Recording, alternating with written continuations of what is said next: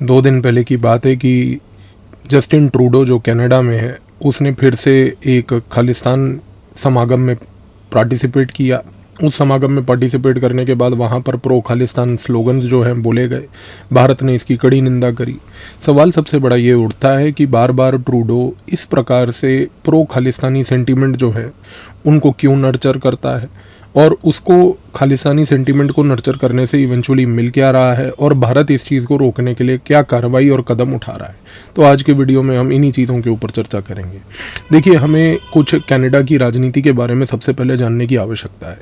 Justin Trudeau वहाँ पर जो है वो लिबरल पार्टी का लीडर है, और लिबरल पार्टी जो है वो वहाँ पर मेजॉरिटी आज की डेट में नहीं लेकर सरकार में बैठी हुई। 2021 में जब से चुनाव हुआ था तब से आज की डेट में लिबरल पार्टी जो है वो निर्भर है सपोर्ट पर न्यू डेमोक्रेटिक पार्टी के बेसिस पे।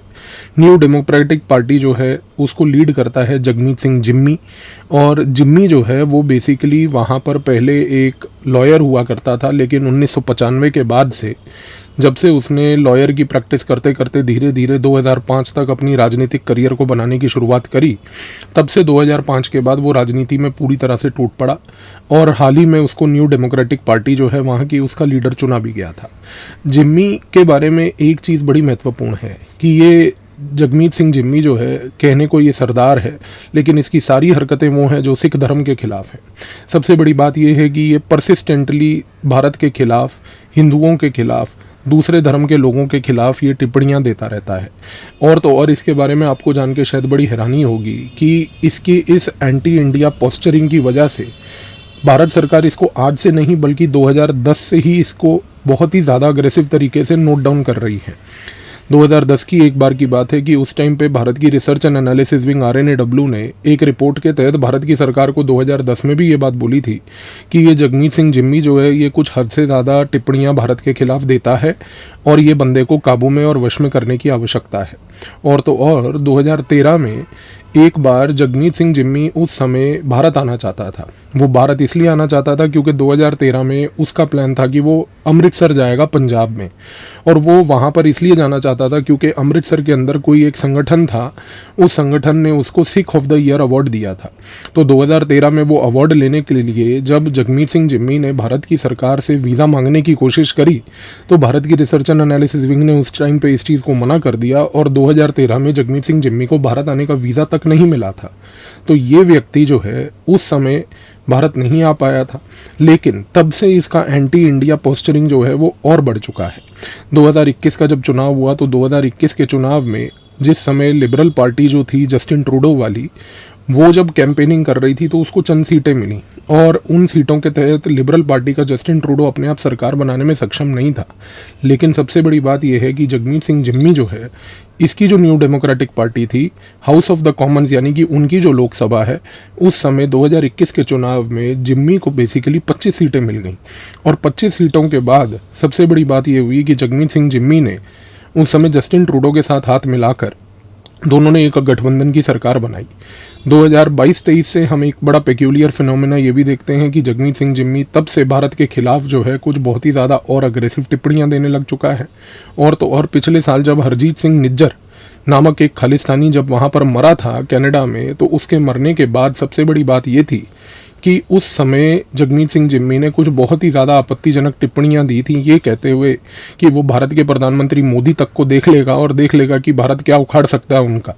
खैर, सबसे बड़ी बात यह है कि आपको एक चीज़ जानने की आवश्यकता है कि आज की डेट में जितने भी कनाडा के अंदर बैठे हुए ये निकम्मे लोग जो प्रो खालिस्तानी सेंटीमेंट चला रहे हैं, इनके पीछे हाथ किसका है। तो सबसे बड़ी बात यह है कि ये एक पूरा का पूरा गेम प्लान पाकिस्तान और अमेरिका का बन के वहाँ पर चल रहा है। अब देखिए, हरदीप सिंह निज्जर जो पिछले साल मरा, वो एसोसिएटेड था एक संगठन के साथ जिसका नाम है खालिस्तानी टाइगर फोर्स। ये जो खालिस्तानी टाइगर फोर्स KTF है, ये बहुत समय से भारत के अंदर खालिस्तान सेंटीमेंट को चलाने और जगाने की कार्य करी जा रही थी। और खालिस्तान टाइगर फोर्स को अगर किसी जगह ने पनाह दी है अपने टेरिटरी में, तो वो और कोई नहीं बल्कि पाकिस्तान था। खालिस्तान टाइगर फोर्स को हवाला के थ्रू अगर किसी ने पैसा दिया तो वो अमेरिका की सेंट्रल इंटेलिजेंस एजेंसी थी। आज की डेट में अमेरिका की सेंट्रल इंटेलिजेंस एजेंसी और ISI ऑफ पाकिस्तान मिलके खालिस्तान टाइगर फोर्स का प्रयोग करते हैं भारत के खिलाफ सबवर्जन करने की। और तो और ये गेम सिर्फ यहीं नहीं रुकता। आज अगर आप ध्यान से ऑब्जर्व करें तो एक बहुत बड़ा नेक्सस बना हुआ है जगमीत सिंह जिम्मी के बीच, साथ ही में CIA के बीच, ISI के बीच और कैनेडियन इंटेलिजेंस के बीच। आज जगमीत सिंह जिम्मी एक संगठन को बहुत ही ज़्यादा अग्रेसिव तरीके से सपोर्ट करता है, उसका नाम है poetic justice foundation. Poetic justice foundation की जो लीडर है वो है अनीता लाल। ये आज की डेट में भारत के अंदर पंजाब के बहुत सारे मशहूर सिंगर जो हैं, जो 20 से 22 साल की उम्र से लेके कुछ बड़े सिंगर जो भी हाल ही में कुछ सडनली बड़े प्रोमिनेंट हो गए, समझदार को समझ आने वाली बात है कि वो कौन है। उन सारे सिंगरों को पहली बात तो पैसा देने वाली ये संगठन है। पोएटिक जस्टिस फाउंडेशन ने पिछले लगभग 5 से 7 सालों में पंजाब के अंदर जो तबाही मचाई है वो ये मचाई है कि उन्होंने पोएटिक जस्टिस फाउंडेशन बनाकर पंजाब की जो म्यूज़िक इंडस्ट्री है उसमें एक ड्रग्स, वायलेंस, मारपीट, सेक्स, इसका जो कल्चर है पूरा वहाँ पर उजागर किया है। आप आज से अगर अपने घर के आसपास या आपके परिवारजन में कोई पंजाबी रहता है तो उनसे पूछिए कि आज से 10 से 20 साल पहले जो पंजाबी म्यूज़िक होता था उसमें कितनी सुर होती थी, उसमें लिरिक्स के कितने गहरे मीनिंग होते थे। और आज की डेट में अगर आप देखें तो पंजाबी म्यूज़िक जो है वो भोजपुरी म्यूज़िक से भी 2 लेवल नीचे गिर चुका है। तो सवाल ये उठता है कि ये जो पूरा खेल चलाया जा रहा है, ये खेल और कोई नहीं बल्कि ये एक लार्जर नेक्सस के थ्रू चलाया जा रहा है, जिसकी वजह से एक वायलेंट कल्चर में म्यूज़िक का साथ लेते हुए लोगों को प्रिपेयर किया जाए।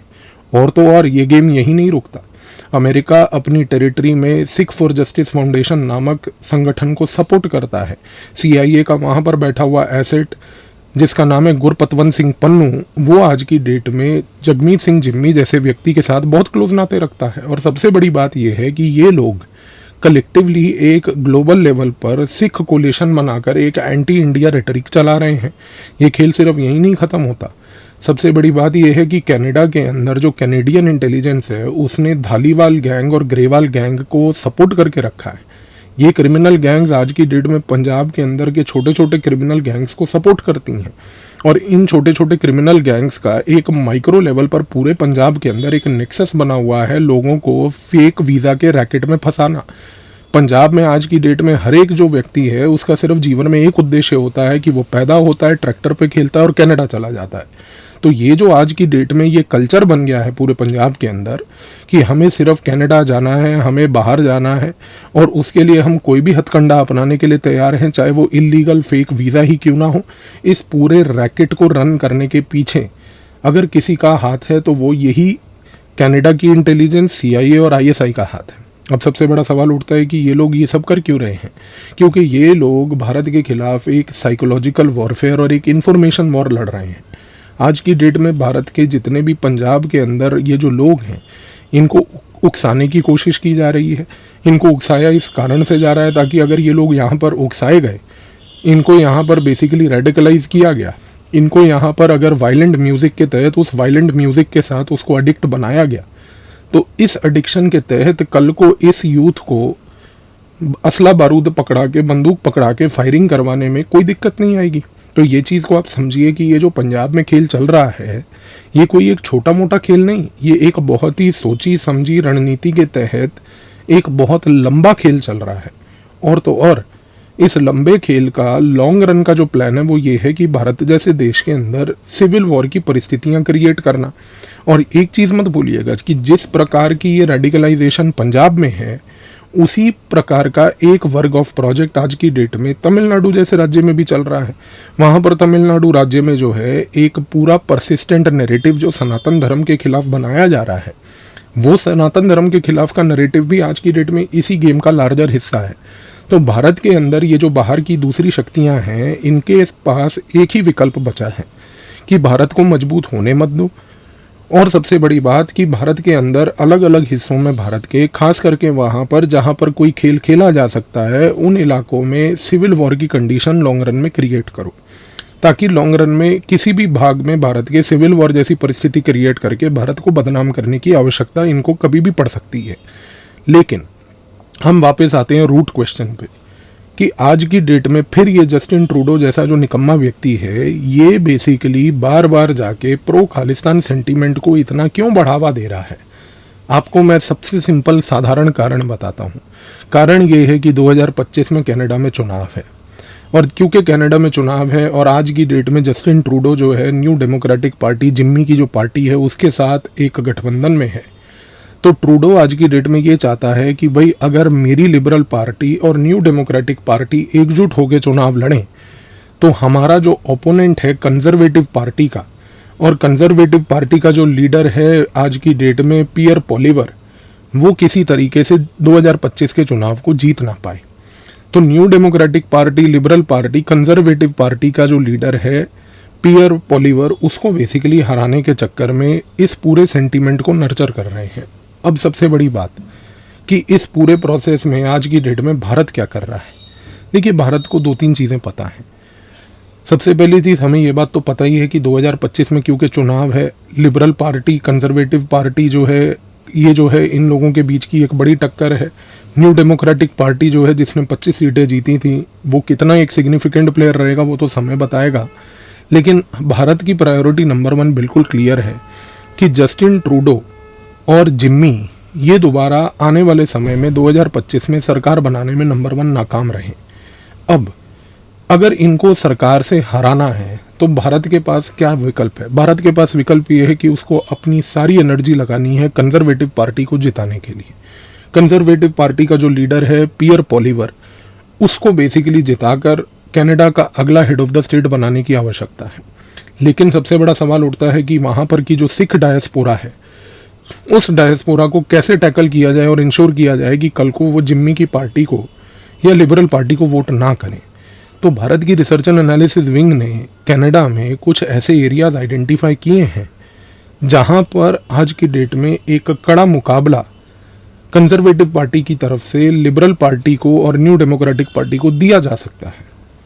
भारत की रिसर्च एंड एनालिसिस विंग को ये बात मालूम है कि हमारे केस में ब्रैम्पटन साउथ हो, एल्बर्टा हो, क्यूबेक हो या ब्रिटिश कोलंबिया हो, ये 4 ऐसी जगहें हैं जहां पर अभी भी अगर लॉन्ग रन में 1 साल के अंदर अंदर कैंडिडेट्स को राइट तरीके से नर्चर किया जाए तो इन कैंडिडेट्स को कंजर्वेटिव पार्टी के सपोर्ट के तहत वहाँ पर बेसिकली जिताया जा सकता है। तो भारत आज की डेट में काम किसके साथ कर रहा है? भारत आज की डेट में सबसे पहले तो कंजर्वेटिव पार्टी का जो लीडर है जिसका नाम है पियर पॉलिवर, उसके साथ नंबर 1 एक बहुत ही अच्छी सोची समझी रणनीति के तहत सपोर्ट करने की आवश्यकता को समझ रहा है। दूसरी सबसे बड़ी बात, अगर हम बात करें खास करके ब्रैम्पटन साउथ की, तो ब्रैम्पटन साउथ में पिछली बार जो लिबरल पार्टी की लीडर जीती थी उसका नाम था सोनिया सिद्धू।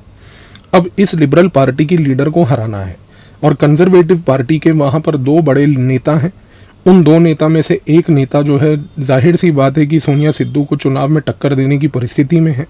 भारत आज की डेट में उन्हीं 2 नेताओं के साथ बहुत क्लोज नाते बना रहा है, जिसमें से पहला है रमनदीप बराड़ और दूसरा है तजिंदर सिंह।